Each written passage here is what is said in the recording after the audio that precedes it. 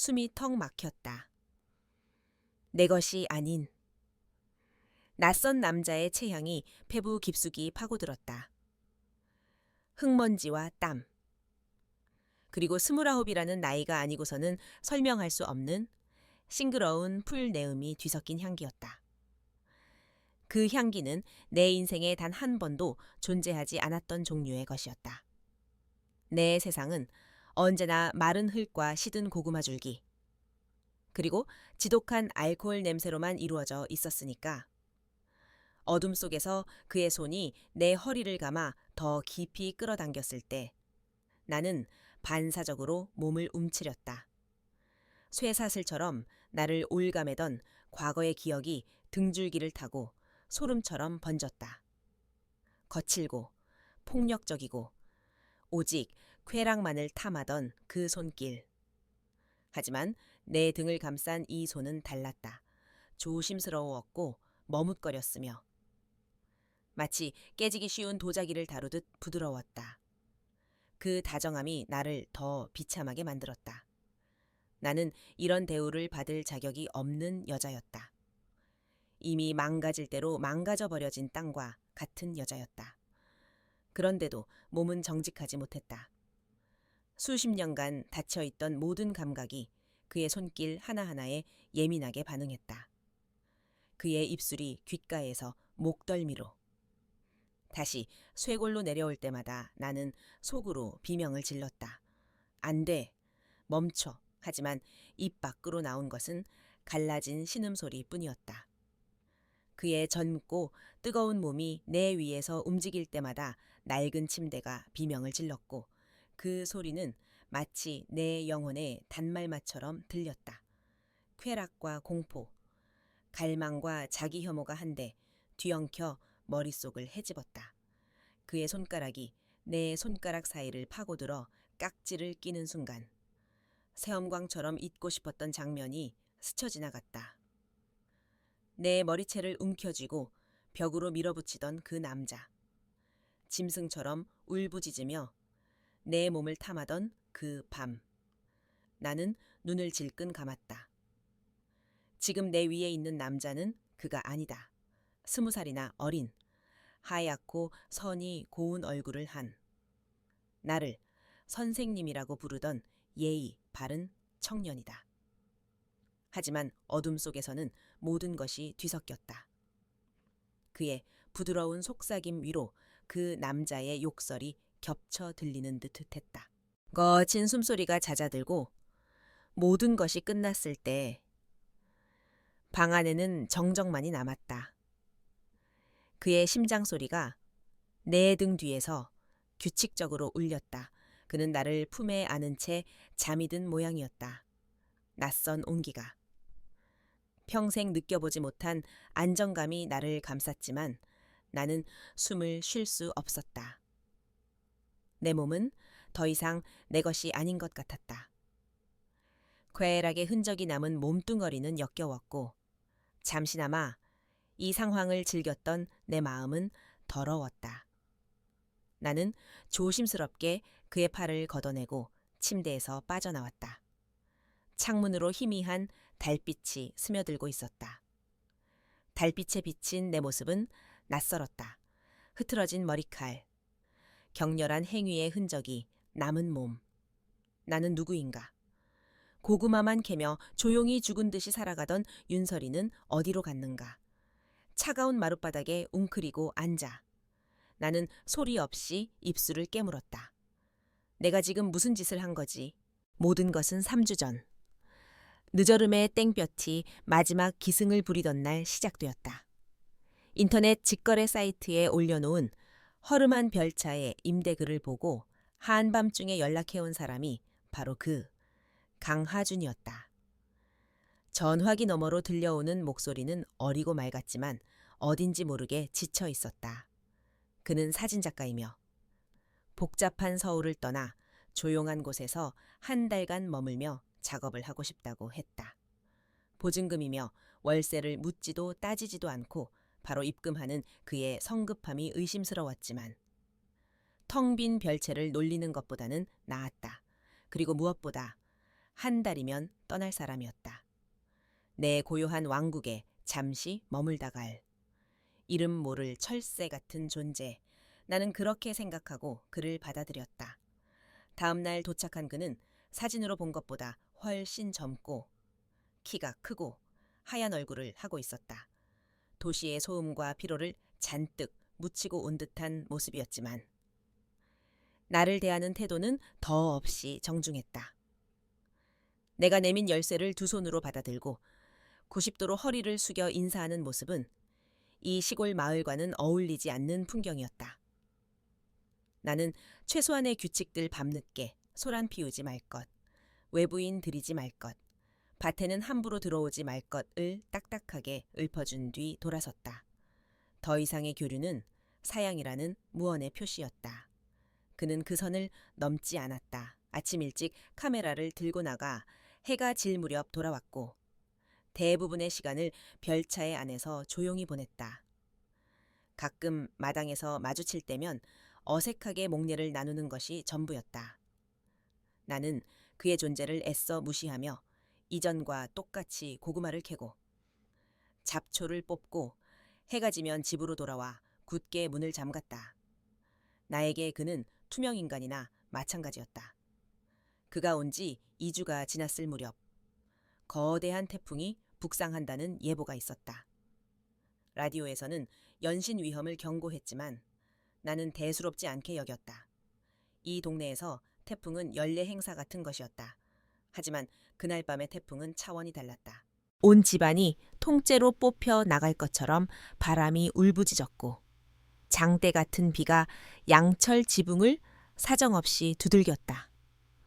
그리고 자정이 막 지났을 무렵 펑 하는 소리와 함께 세상의 모든 빛이 사라졌다. 정전이었다. 암흑 속에 홀로 남겨지는 순간 심장이 바닥으로 곤두박질 쳤다. 귓가에 맴도는 것은 미친 듯한 바람소리와 빗소리. 그리고 그 남자의 목소리였다. 너 오늘 죽는 거야, 이년아. 술에 취해 헛소리를 짓거리며 문을 부수고 들어오던 그 밤도 꼭 이렇게 비바람이 몰아치는 날이었다. 숨이 가빠지고 손발이 차갑게 식어갔다. 어둠은 단순한 빛의 부재가 아니었다. 그것은 살아있는 괴물처럼 나를 집어삼키려 했다. 나는 비명조차 지르지 못하고 부엌 구석에 웅크렸다. 얼마나 지났을까. 덜덜 떨리는 문고리 소리와 함께 나를 부르는 조심스러운 목소리가 들렸다. 선생님 괜찮으세요? 하준이었다. 나는 대답할 수 없었다. 목구멍이 얼어붙은 것 같았다. 잠시 후 문틈으로 희미한 촛불이 새어 들어왔고 촛불을 든 그가 내 앞에 나타났다.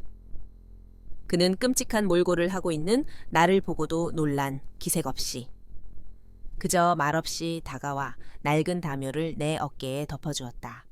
그리고는 아무 말 없이 내가 있는 곳에서 서너 걸음 떨어진 식탁 의자에 앉아 묵묵히 촛불을 지켰다. 그는 묻지 않았다.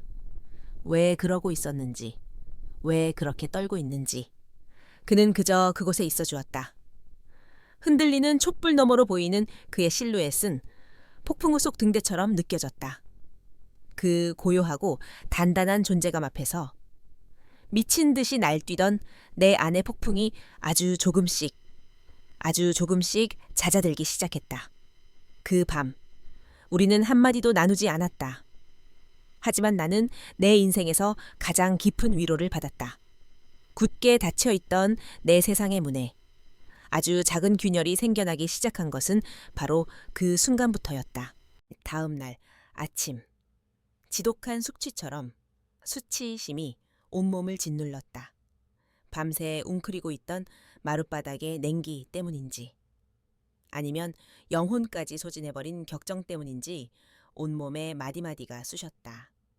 창틈으로 스며든 아침 햇살이 어젯밤의 흔적들을 적나라하게 드러내고 있었다. 흐트러진 이불, 바닥에 아무렇게나 던져진 옷까지, 그리고 아직도 희미하게 남아있는 그의 체향. 나는 도망치듯 일어나 욕실로 들어가 차가운 물을 몇 번이고 얼굴에 끼얹었다. 거울 속에는 낯선 여자가 서 있었다. 눈은 퀭하고 입술은 부르텄으며 목덜미에는 어젯밤의 흔적이 붉게 남아 있었다. 나는 그 자국을 손으로 문지르며 구역질을 참았다. 내가 바란 것은 이게 아니었다. 수십 년 만에 처음으로 느낀 타인의 온기는 나를 구원한 것이 아니라 더 깊은 수렁으로 밀어 넣었다. 나는 오늘 그가 떠나기 전까지 혹은 내가 이 집에서 사라지기 전까지는 절대로 밖으로 나가지 않으리라 다짐했다. 쥐 죽은 듯이 숨어 있다가 그가 카메라를 들고 나서는 것을 확인하고 그 후에야 어젯밤의 흔적들을 치울 생각이었다.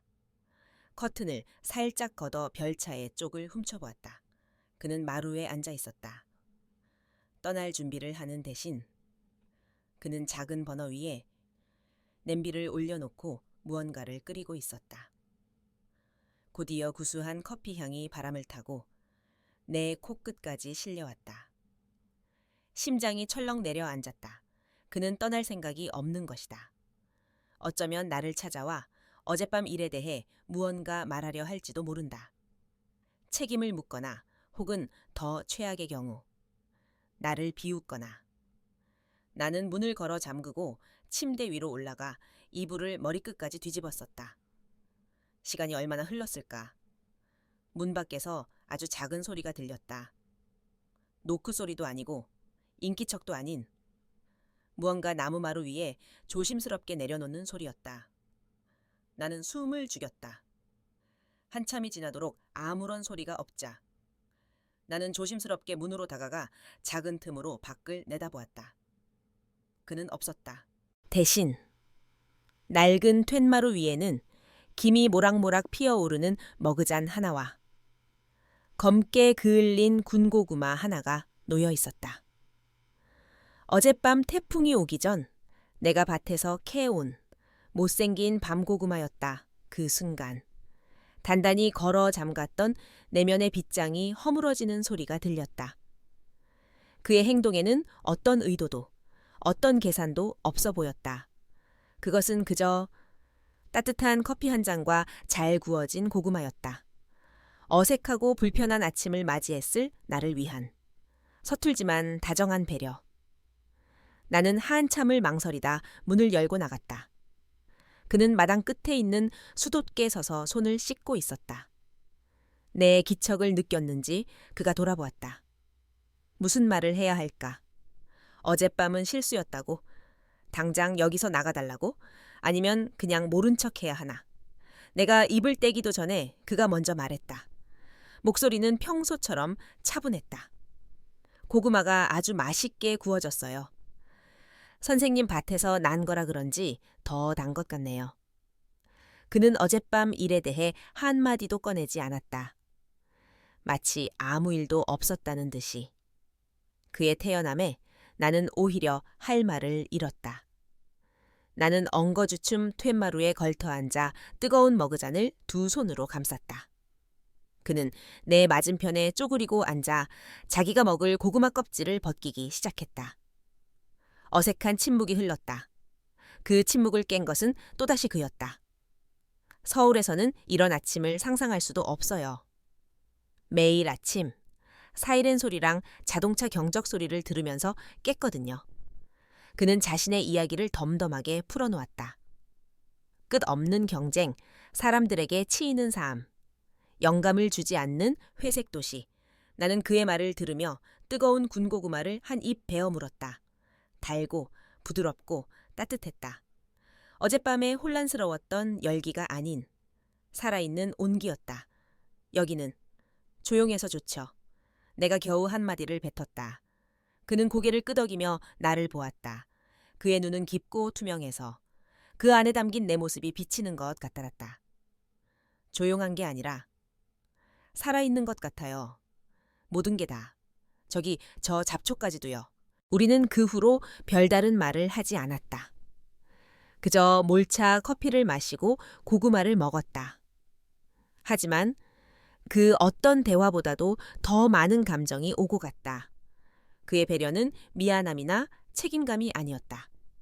그것은 상처 입은 존재를 향한 조심스러운 존중이었다. 나는 여전히 혼란스러웠지만 지독했던 자기 혐오는 조금씩 옅어지고 있었다. 그 대신 20살 어린 저 남자는 도대체 어떤 사람일까 하는 작은 호기심이 고구마의 온기처럼 서서히 피어오르고 있었다. 그날 아침의 군고구마 이후 우리 사이에는 기묘한 평화가 찾아왔다.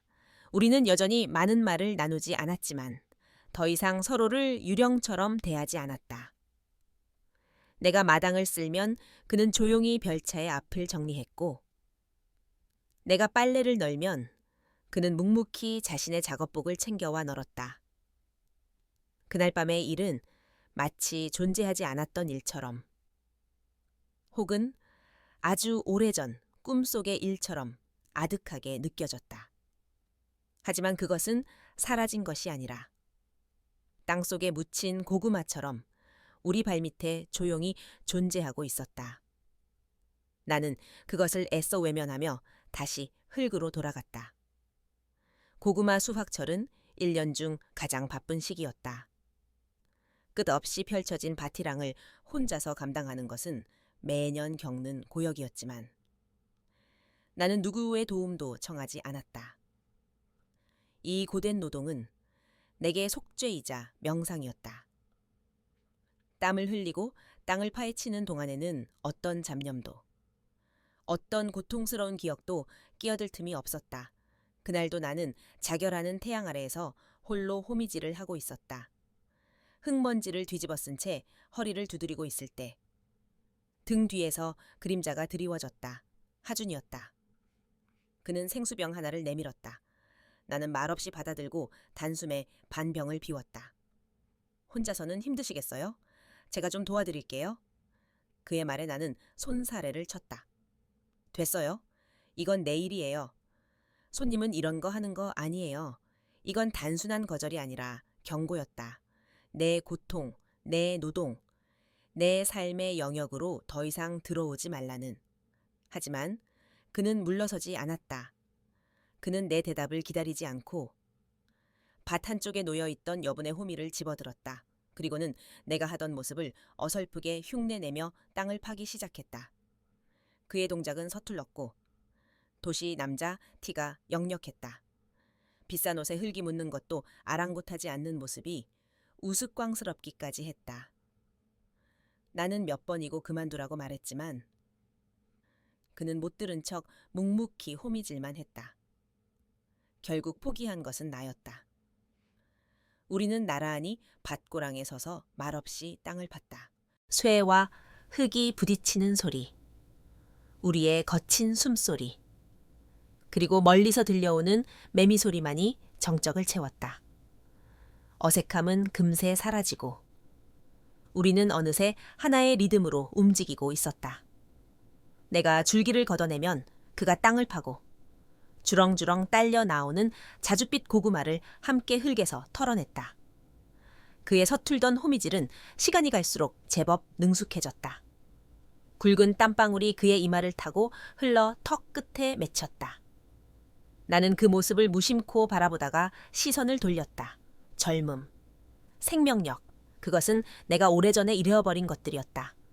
고구마가 가득 담긴 바구니를 함께 옮기다가 그의 손등이 내 손등을 스쳤다. 그날 밤의 농밀하고 뜨거운 접촉과는 전혀 다른 건조하고 투박한 감촉이었다. 나는 나도 모르게 숨을 멈췄다. 이상하게도 무섭거나 불쾌하지 않았다. 오히려 그 무심한 스침이 노동으로 땀 흘리는 남자의 단단한 살같이 이상한 안도감을 주었다. 우리는 그 어떤 성적인 긴장감도 없이 그저 함께 일하는 동료일 뿐이었다. 해가 뉘엿뉘엿 넘어갈 무렵 우리는 밭두렁에 주저앉았다. 나는 미리 쌓아온 보온병에서 시원한 보리차를 따르고 삶은 고구마와 김치가 담긴 찬압을 열었다. 이것이 오늘 우리의 저녁이었다. 그는 마치 세상에서 가장 맛있는 음식을 먹는 아이처럼 맛있게 고구마를 먹었다. 이렇게 땀 흘리고 먹으니까 꿀맛이네요. 그는 입가에 김치를 묻힌 채 웃었다. 나는 그를 보며 아주 오랜만에 나도 모르게 희미하게 미소 지었다. 미소 지었다. 우리는 노동의 신성함과 흙의 정직함 아래 평등했다. 나이도, 과거도, 그날 밤의 실수도 중요하지 않았다. 그 순간 우리는 그저 땀 흘린 두 명의 인간일 뿐이었다. 나는 더 이상 그가 불편하지 않았다. 오히려 그의 존재가 낯설지 않게 느껴지기 시작했다. 내 견고했던 왕국에 들어온 이방인은 어느새 성벽 아래의 작은 텃밭을 일구고 있는 농부처럼 보였다. 함께 땀 흘리는 날들이 며칠 더 이어졌다. 노동은 우리 사이의 어색함을 씻어내는 가장 정직한 행위였다. 우리는 이제 제법 손발이 맞는 동료가 되었다. 나는 더 이상 그의 시선을 피하지 않았고, 그는 가끔 흙 묻은 얼굴로 농담을 던지기도 했다. 굳게 닫혔던 내 세상에 그라는 존재가 아주 조금씩 흙이 물을 빨아들이듯 스며들고 있었다. 나는 그 변화가 두려우면서도 싫지 않았다. 수십 년 만에 처음으로 내일에 대한 희미한 기대를 품게 되었으니까. 그날도 우리는 해가 질 때까지 밭에 있었다. 마지막 고구마, 바구니를 창고로 옮기고 나자 온몸이 땀으로 흠뻑 젖었다. 그는 수도께에서 찬물로 등목을 했고, 나는 펌프질을 해서 길어 올린 물로 대충 몸을 닦았다. 젖은 옷을 갈아입기 위해 등을 돌려 낡은 티셔츠를 벗어 올리는 순간이었다. 등 뒤에서 느껴지는 그의 시선에 온몸의 신경이 곤두섰다. 그의 시선은 단순한 훔쳐보기가 아니었다. 그 안에는 놀람과 아주 희미한 충격 같은 것이 담겨 있었다. 나는 그가 무엇을 보았는지 즉시 깨달았다. 왼쪽 어깨 쪽지 아래부터 허리까지. 지렁이처럼 길게 이어진 흉터. 오래되어 하얗게 변색되었지만 만져보면 여전히 피부는 울퉁불퉁했고 그날의 기억을 고스란히 간직하고 있었다. 나는 비명을 지르듯 재빨리 새 옷을 끌어내려 상처를 가렸다. 심장이 미친 듯이 뛰고 피가 차갑게 식었다. 괜찮아. 이제 괜찮아. 라고 스스로를 다독이며 애써 쌓아 올린 평화가 와르르 무너져 내렸다. 나는 추악하고 더럽고 망가진 여자였다. 그 사실이 다시 한번 낙인처럼 나를 짓눌렀다. 그의 눈에 비친 나는 이제 동정의 대상이거나 끔찍한 구경거리가 되었을 것이다. 당장이라도 이곳에서 사라지고 싶었다. 땅속으로 꺼져버리고 싶었다. 끔찍한 침묵이 흘렀다. 나는 차마 뒤돌아볼 용기가 나지 않았다. 그가 무슨 말을 할까? 이 상처는 뭐예요? 라고 물을까?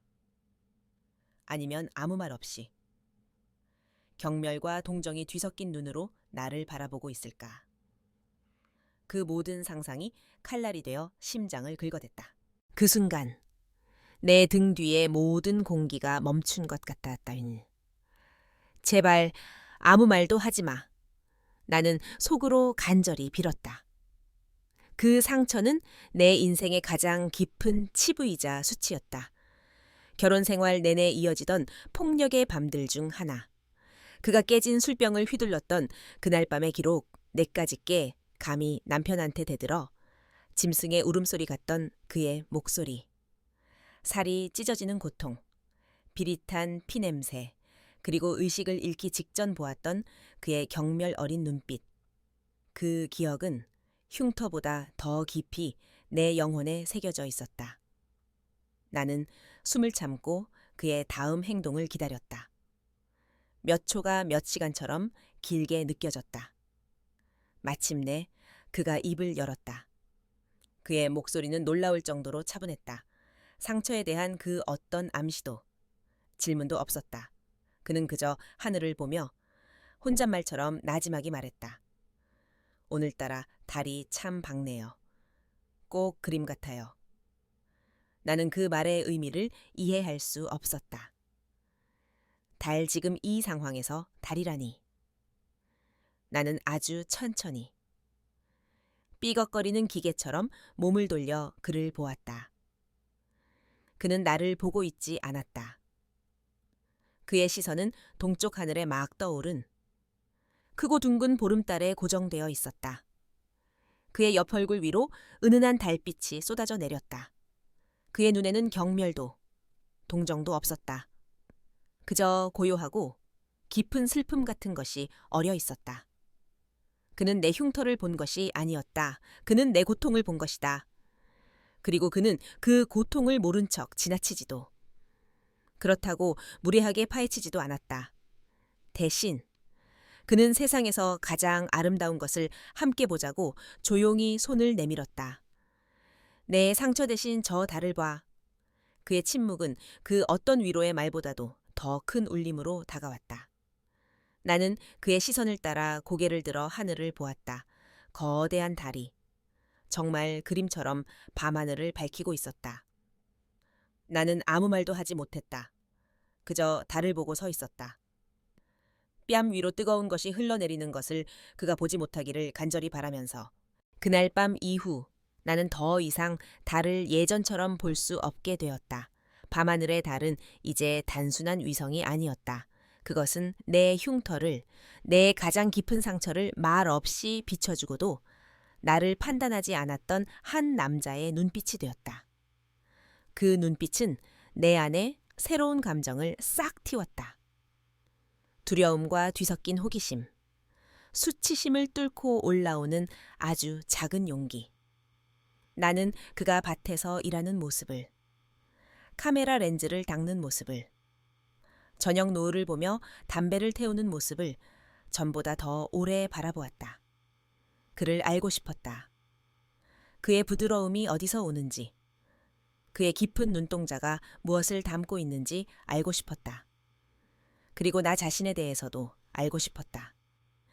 이 망가진 몸으로, 메마른 마음으로 다시 무언가를 느낄 수 있는지 시험해보고 싶었다.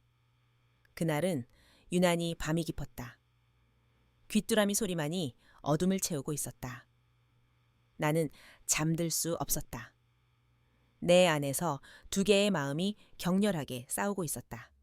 하나는 이대로 숨어 다시는 상처받지 말라고 속삭였고, 다른 하나는 문을 열고 나가 아주 작은 가능성이라도 붙잡아 보라고 외쳤다.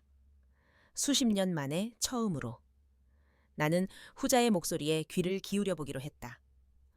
맨발로 마루를 내려와 흙의 차가운 감촉을 느끼며 별채로 향했다. 내딛는 걸음걸음이 청은망은 무거웠다. 그의 방문 앞에서 나는 한참을 서 있었다. 이 문을 두드리는 순간 나는 다시는 예전으로 돌아갈 수 없을 것이다. 돌아가고 싶지 않았다. 나는 떨리는 손을 들어 아주 작게 문을 두드렸다. 잠시 후 문이 열리고 잠이 덜 깬 얼굴에 그가 서 있었다. 그는 나를 보고 놀란 듯 했지만 아무것도 묻지 않았다. 그는 그저 길을 비켜주며 내가 안으로 들어올 수 있게 해주었다. 방 안은 그의 체향과 낡은 책 냄새로 가득했다. 나는 아무 말도 하지 못하고 그저 그를 바라보았다. 내 눈빛이 무슨 말을 하고 있었는지 그는 알아들은 것 같았다. 그가 조심스럽게 다가와 내 뺨을 감쌌다. 그 남자의 거친 손이 아닌 부드럽고 따뜻한 손이었다. 나는 눈을 감았다.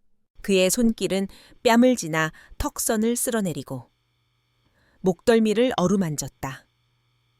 폭력의 기억이 새겨진 그곳에 그는 아주 부드럽게 입을 맞췄다. 그것은 입맞춤이라기보다는 상처를 어루만지는 치유의 행위 같았다. 그는 나를 침대로 이끌었다. 그날 밤의 격렬함과는 모든 것이 달랐다. 그의 모든 행동은 질문이었다. 내 옷을 벗기는 그의 손길은 허락을 구하고 있었고, 내 몸을 탐하는 그의 눈빛은 경배에 가까웠다. 그는 내 몸에 남은 시간의 흔적들을, 그리고 폭력의 흔적들을 외면하지 않았다. 그는 내 낡고 지친 몸을 마치 성물처럼 다루었다. 그의 입술이 내 등 뒤에 길고 흉한 상처에 닿았을 때 나는 숨을 멈추었다. 수치심과 공포의 상징이었던 그곳에 그는 아주 오랫동안 입을 맞추고 있었다. 그의 입술을 통해 따뜻한 기운이 "괜찮아. 이 또한 너의 일부야 라고 말하는 듯한 위로가 온몸으로 퍼져나갔다. 그 순간 내 안에 무언가가 무너져 내렸다. 수십 년간 나를 가두고 있던 감옥의 벽이 허물어졌다. 그의 품에 안겨 절정을 맞이했을 때 나는 쾌락 때문이 아니라 서러움 때문에 울었다. 이런 잃어버린 시간들에 대한 서러움. 오랫동안 나 자신을 미워했던 것에 대한 서러움. 그리고 마침내 누군가에게 온전히 받아들여지고 있다는 안도감. 뜨거운 눈물이 뺨을 타고 베개를 적셨다. 이것은 고통의 눈물이 아니었다. 정화의 눈물이었다. 그는 내가 울음을 그칠 때까지 아무 말 없이 나를 단단히 끌어안고 등을 토닥여 주었다. 그의 심장 소리가 자장가처럼 귓가에 울렸다. 한참을 울고 나자 몸과 마음이 깃털처럼 가벼워졌다. 나는 그의 품에 안겨 텅 빈 천장을 바라보았다. 내 몸은 더 이상 고통을 기억하는 감옥이 아니었다. 그것은 기쁨을 느낄 수 있고 사랑받을 수 있는 온전한 나의 집이었다. 나는 수십 년 만에 처음으로 내 몸 안에서 평화롭게 잠이 들었다. 그날 이후 세상은 색깔을 되찾았다. 잿빛으로만 보이던 하늘은 파랗게 빛났고 흙먼지 날리던 밭은 생명력 넘치는 초록의 공간이 되었다. 가장 큰 변화는 나 자신에게 일어났다. 수십 년간 잊고 있던 웃음이라는 것을 되찾았다. 그가 서툰 솜씨로 밥을 태웠을 때, 흙 묻은 강아지처럼 해맑게 웃을 때, 나는 소리내어 웃었다. 내 웃음소리가 나 자신에게도 어색하게 들릴 정도였다. 우리는 연인이라는 말을 입에 올리지 않았지만 누가 보아도 연인이었다. 함께 밥을 먹고 함께 밭에 나가고 밤이 되면 그의 좁은 별채에서 서로의 온기를 나누며 잠이 들었다. 나는 더 이상 악몽을 꾸지 않았다. 그의 품은 세상에서 가장 안전한 피난처였다. 나는 거울을 보는 횟수가 늘었다. 예전에는 늙고 추한 내 모습을 확인하는 것이 두려워 거울을 피했지만 이제는 달랐다. 푸석하던 얼굴에 혈색이 돌았고 절망으로 가득했던 눈에는 희미하게 남아 생기가 어렸다. 이거 그린라이트 맞지? 나는 속으로 몇 번이고 되뇌었다. 내 인생에도 마침내 푸른 신호등이 켜진 것이라고. 이제는 행복해져도 괜찮은 것이라고 믿고 싶었다. 이 작고 허술한 행복이 영원할 것만 같았다. 그 환상은 마을 이장님 댁 부인이 예고 없이 찾아오면서 산산조각 났다. 그녀는 갓 담근 열무김치를 한 통 들고 와 툇마루에 털썩 주저앉았다. 그녀의 눈은 부엌 살림을 훑는 척하면서도 교묘하게 별차의 쪽을 향해 있었다.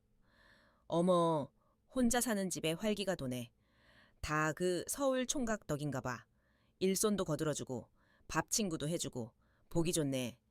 그 말 속에 숨겨진 가시를 나라고 모를 리 없었다. 그녀는 내 대답은 듣지도 않고 말을 이었다. 근데 저 총각은 언제까지 있는 거래 한 달만 있다 간다더니 하긴 여기가 공기 좋고 인심도 좋지. 눌러 살려나 그녀가 낄낄거리며 웃는 순간 마침 별채에서 하준이 나왔다. 그는 위솥을 벗은 채 땀으로 젖은 머리를 수건으로 털며 걸어 나왔다. 젊고 탄탄하고 생명력 넘치는 그의 몸이 오후의 햇살 아래 빛났다. 이장님, 부인의 눈이 가늘어졌다. 그 눈빛에는 호기심과 경멸과 그리고 아주 약간의 질투가 뒤섞여 있었다. 나는 그 자리에서 얼어붙었다. 얼굴이 화끈거려 숨을 쉴 수가 없었다. 이장님 부인이 돌아간 후 나는 도망치듯 집 안으로 들어가 거울 앞에 섰다. 거울 속에는 방금 본 하준의 젊음과는 너무도 대조되는 한 여자가 서 있었다. 눈가에 자글자글한 주름, 희끗희끗한 귀밑머리, 탄력을 잃고 처진 턱선. 나는 누구인가? 나는 저 젊고 빛나는 남자의 옆에 설 자격이 있는가? 행복에 취해 잠시 잊고 있었던 현실이 찬물처럼 나를 덮채웠다. 20살. 우리 사이에는 20해의 세월이 강물처럼 흐르고 있었다. 이장님? 부인의 눈빛은 내 것이 아니라 세상의 시선이었다. 주책스러운 늙은 여자. 젊은 남자를 홀린 요물. 사람들은 내 등 뒤에서 그렇게 수군거릴 것이다. 하주는 지금 이 신호 간증으로 혹은 나에 대한 동정심으로 곁에 있는 것일지 모른다. 도시의 삶에 지친 그에게 이곳의 삶과 나는 잠시 쉬어가는 휴식처일 뿐. 언젠가는 돌아가야 할 그의 세상이 따로 있었다. 그가 떠나고 나면 나는 어떻게 될까? 이 짧은 행복의 대가로 나는 더 깊은 지옥에 떨어지게 될 것이다. 다시 혼자가 되었을 때의 공허함. 사람들의 조롱과 손가락질을 나는 감당할 수 있을까?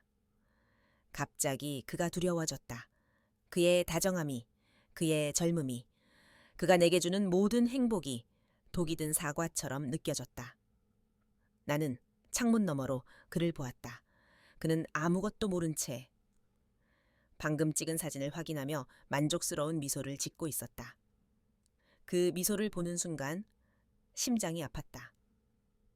저 미소는 내 것이 아니다. 언젠가는 다른 젊고 예쁜 여자를 향하게 될 것이다.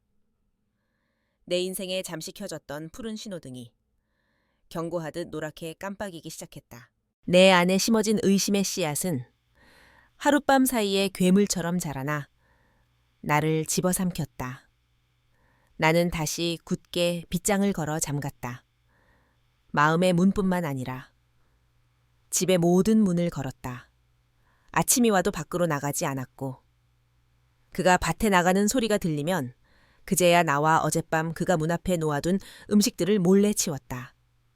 밤이 되면 나는 그의 별채에서 새어 나오는 불빛을 보며 뜬 눈으로 밤을 새웠다.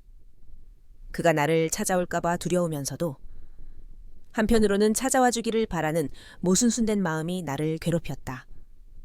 그는 처음 며칠간 내 침묵을 존중해주는 듯했다. 하지만 내가 계속해서 그를 유령 취급하자 그의 인내심도 바닥을 드러냈다. 그날 저녁 내가 마당을 가로질러 창고로 향할 때 그가 앞을 막아섰다. 그의 얼굴에는 그늘이 져 있었다. 왜 피해요? 나는 그의 눈을 마주보지 못하고 대답했다. 피한 적 없어요. 바빠서 그래요. 거짓말이었다. 목소리가 미세하게 떨렸다. 그는 내 팔을 붙잡았다. 그가 처음으로 내게 보인 강압적인 행동이었다. 나는 소스라치게 놀라 팔을 뿌리치려 했지만 그는 놓아주지 않았다. 과거의 공포가 안개처럼 피어올랐다. 이거 놔요. 대체 며칠째 왜 이러는 건데요? 내가 뭐 잘못했어요? 그의 목소리에는 상처와 혼란이 가득했다. 그 모습에 나는 더 비참해졌다.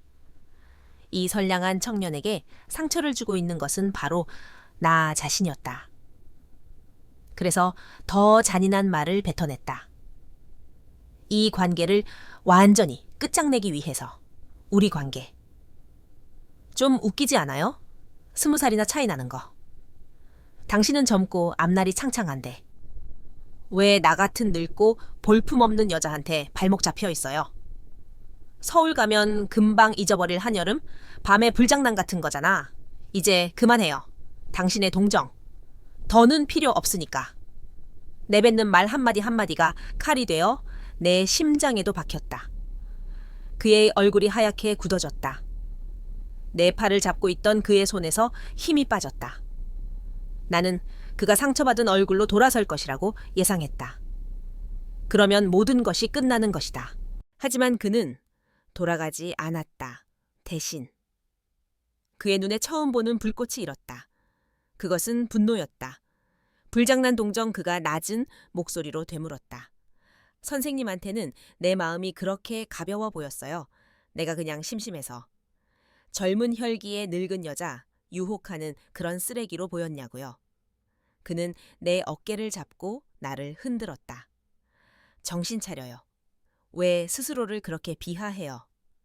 내가 보는 윤설이라는 사람은 그런 여자가 아니란 말이에요. 그는 나를 거칠게 끌고 자신의 별채로 향했다. 나는 저항할 힘도 없이 끌려갔다. 그가 방문을 열자 방 안의 풍경에 나는 숨을 멈췄다. 방 한쪽 벽면 전체가 내 사진으로 가득 차 있었다. 그것은 내가 한 번도 본 적 없는 내 모습이었다.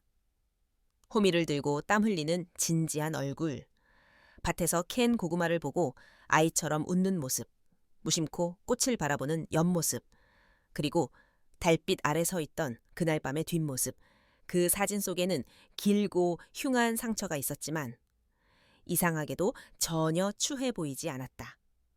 오히려 그것은 수많은 시련을 이겨낸 훈장처럼 보였다.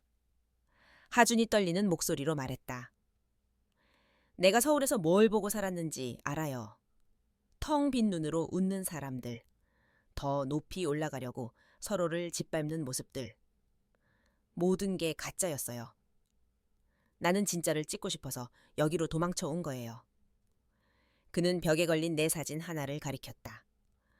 흙 묻은 내 손을 클로즈업한 사진이었다. 이게 내가 찾던 진짜예요. 수십 년간 정직하게 땅을 일궈온 이 손. 세상의 모든 풍파를 견뎌낸 저 등. 쉽게 웃어주지 않지만 한 번 웃으면 세상이 다 밝아지는 저 미소. 나는 선생님의 나이나 주름 같은 건 본 적 없어요. 나는 당신이라는 사람의 역사를 봤다고요. 그는 내 앞에 서서 내 눈을 똑바로 바라보았다. 그의 눈이 붉게 충혈되어 있었다. 내 마음이 아직도 장난 같아요. 방 안에는 침묵만이 흘렀다. 나는 벽에 걸린 내 사진들을, 내 삶의 조각들을 멍하니 바라보았다. 수십 년 만에 처음으로. 나는 나를 미워하던 내 눈이 아닌 나를 사랑하는 한 남자의 눈을 통해 나 자신을 보고 있었다. 거울 속에 늙고 상처 입은 여자는 없었다. 그곳에는 다만 꿋꿋하게 자신의 삶을 살아온 한 명의 인간, 윤설이가 서 있을 뿐이었다. 그의 방을 가득 채운 내 사진들 앞에서 나는 아무 말도 할 수 없었다. 그것은 나를 향한 그의 마음을 보여주는 가장 정직하고 웅변적인 고백이었다. 우리는 그날 밤 서로의 상처와 진심을 모두 털어놓았다. 그는 도시에서의 공허함을, 나는 과거의 그림자를. 어둠 속에서 우리는 서로의 가장 약한 부분을 어루만지며 비로소 하나의 온전한 존재가 된 것 같았다. 그 후 며칠은 꿈결 같았다. 우리 사이를 가로막던 마지막 벽이 허물어지자 모든 것이 쉬워졌다. 더 이상 의심도 두려움도 없었다. 우리는 함께 밥을 먹고 함께 웃고 함께 잠들었다.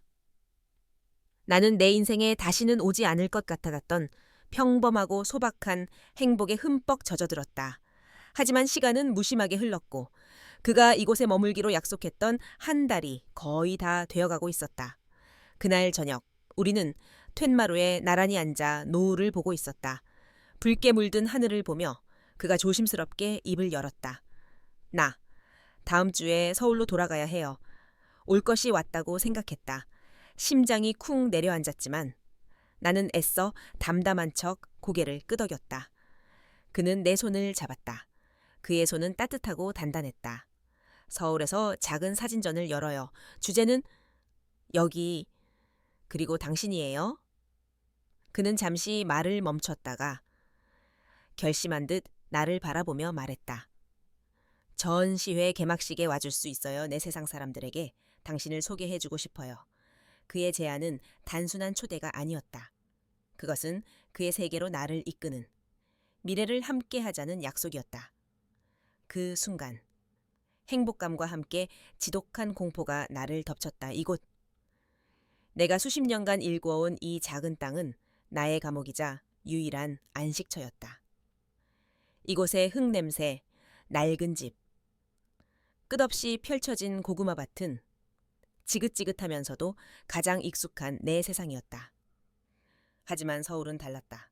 그곳은 내가 도망쳐 나온 곳, 화려하고 빠르고 나 같은 사람은 발붙일 곳 없는 미지의 세계였다.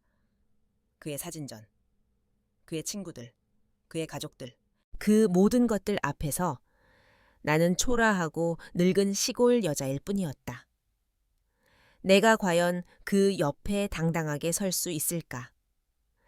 사람들의 시선을 견뎌낼 수 있을까? 그가 떠난 후 며칠 동안 나는 깊은 고민에 빠졌다. 이대로 그를 보내고 다시 예전의 삶으로 돌아갈 것인가? 이 짧은 행복을 아름다운 추억으로 남기고 다시 굳게 문을 잠그고 살아갈 것인가? 그것은 안전한 길이었다. 더 이상 상처받을 일도 버림받을 일도 없을 것이다. 하지만 그 삶은 살아있는 삶일까? 나는 해질 역, 홀로 밭에 나갔다. 붉은 노을이 내가 평생을 바쳐 일궈온 땅을 비추고 있었다. 나는 흙 한 줌을 손에 쥐었다. 이 흙은 내게 많은 것을 주었지만 동시에 나를 이곳에 묶어두었다. 나는 과거의 상처로부터 나를 보호하기 위해 이 땅에 성을 쌓았다. 하지만 이제 와 돌이켜보니 그 성은 외부로부터 나를 지켜준 것이 아니라 나 스스로를 세상으로부터 가둔 감옥이었다. 하주는 그 감옥에 난 유일한 창문이었다. 그는 내게 감옥 밖에도 세상이 있다는 것을, 그 세상이 때로는 눈부시게 아름다울 수 있다는 것을 보여주었다. 그 창문을 다시 닫아버리고 싶지 않았다. 나는 손에 쥔 흙을 털어냈다. 그리고 결심했다. 두려웠다. 앞으로 어떤 일이 닥칠지, 우리가 얼마나 더 함께 할 수 있을지 아무것도 알 수 없었다. 어쩌면 더 큰 상처를 받게 될지도 모른다.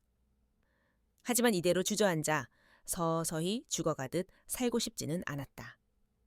한 번이라도 좋으니 온 힘을 다해 살아보고 싶었다. 행복이 무엇인지 알게 된 이상. 다시는 불행했던 과거로 돌아갈 수 없었다. 나는 창고로 들어가 가장 실하고 예쁜 고구마들을 골라 바구니에 담기 시작했다. 먼 길을 떠나는 그에게 줄 나의 대답이었다. 그가 떠나는 날 아침, 동쪽 하늘이 붉게 타오르며 밝아오고 있었다. 나는 밤새 한잠도 자지 못했다. 하지만 피곤하지 않았다. 오히려 정신이 그 어느 때보다도 맑았다. 나는 이른 새벽부터 일어나 마당을 쓸고 펌프질을 해 차가운 물로 세수를 하고 내 생애 가장 깨끗한 옷으로 갈아입었다.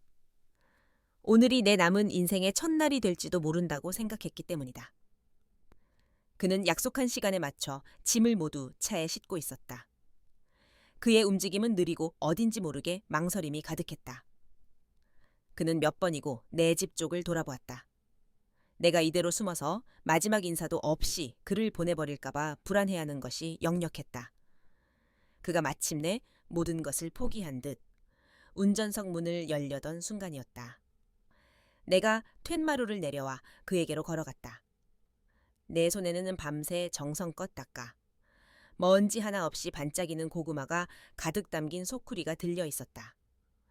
그는 나를 보고 그 자리에 멈춰 섰다. 나는 그의 앞에 서서 말없이 소쿠리를 내밀었다. 그는 소쿠리와 내 얼굴을 번갈아 보았다. 그의 눈동자가 희망과 불안으로 세차게 흔들리고 있었다. 나는 내 인생에서 가장 평온한 목소리로, 가장 단단한 마음을 담아 말했다. 서울 가서 먹어요. 도시에서 파는 건 이것만큼 달지 않을 테니까. 그리고 덧붙였다. 전시회 날짜 정해지면 연락해요. 내 말의 의미를 그는 온전히 이해했다. 그의 얼굴에 천천히, 아주 천천히 안도와 기쁨의 미소가 번져나갔다. 그것은 내가 본 그의 미소 중에 가장 아름다운 미소였다. 그는 소쿠리를 받아들고 나를 힘껏 끌어안았다. 그의 품에서. 나는 익숙한 흙 냄새와 그의 젊은 체향, 그리고 희미한 햇살 냄새를 맡았다. 우리는 아무 말도 하지 않았다. 사랑한다는 말도, 영원하자는 약속도 필요 없었다. 이 단단한 포옹 하나로 충분했다. 그는 한참 후에야 나를 놓아주고 채에 올라탔다. 차가 천천히 움직여 마을 입구의 느티나무를 돌아 사라질 때까지. 나는 그 자리에 서서 손을 흔들었다. 눈물이 나지 않았다. 이별이 아니라는 것을 알았기 때문이다. 이것은 끝이 아니라 새로운 시작이었다. 나는 홀로 남아 텅 빈 마당을 바라보았다. 모든 것이 그가 오기 전과 똑같았다. 낡은 집, 텅 빈 별채, 끝없는 밭. 하지만 나는 더 이상 외롭지 않았다. 내 마음속에는 그가 심어준 작은 씨앗이, 희망이라는 이름의 푸른 싹이 돋아나고 있었다. 사람들은 내 사랑이 부자연스럽고 주책이라고 말할지도 모른다. 나이 차이, 살아온 환경, 모든 것이 우리를 갈라놓는다고 말할 것이다. 하지만 이 넓은 밭에서, 이 푸른 하늘 아래에서 정직한 땀으로 땅에서 길러내는 것 중에 자연스럽지 않은 것이 어디 있단 말인가. 고구마만 캐며 땅속만 보고 살던 내 인생이었다.